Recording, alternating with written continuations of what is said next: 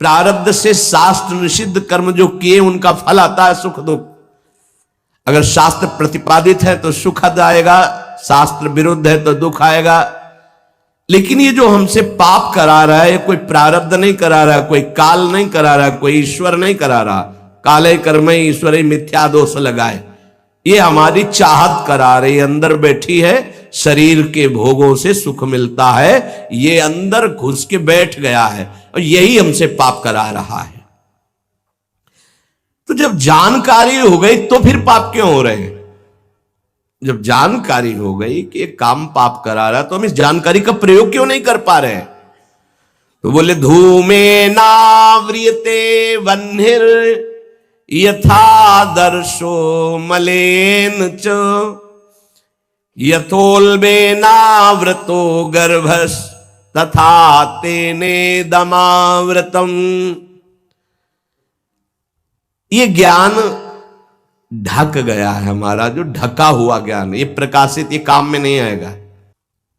अब जो ही भोग इच्छा प्रकट हुई, धुआं पैदा हो गया। भोगों की न भोगों, पाप तो नहीं बन जाएगा। धुआं है, इसका मतलब अग्नि है, ज्ञान है उसके अंदर। अब अगर उस समय उसको सत्संग मिल जाए, कोई संत की बात चलने लगे, उसका चिंतन वो रोक पावे, तो मानो फूंक मारना है। जैसे धुआं उठ रहा है, 1 2 3 फूंक मारो, आग लग गई, प्रज्वलित हो गया, बच गया। ये पहला बहुत सरल है, बच जाना काम से। धुआं हो जाने पर दिखाई नहीं देता क्या है, क्या ठीक है क्या नहीं ठीक है,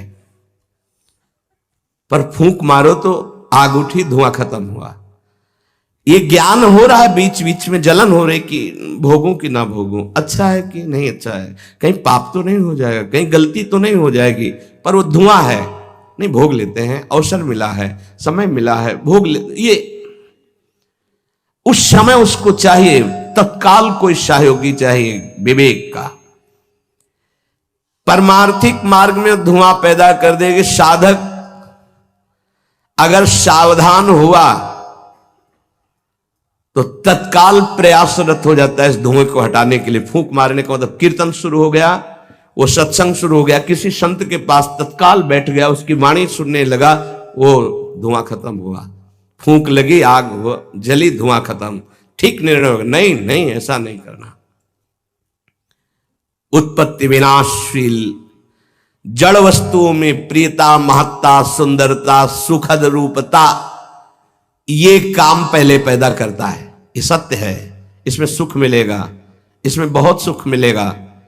अब ये धुआं बढ़ता चला जा रहा है, कैसे सुख मिलेगा? लाखों लोग भोग रहे हैं, कैसे सुख? कैसे तुम मुझे बावरा बना सकते हो? नहीं नहीं, गलत है। ये है धुआं को हटाना, फूंकना।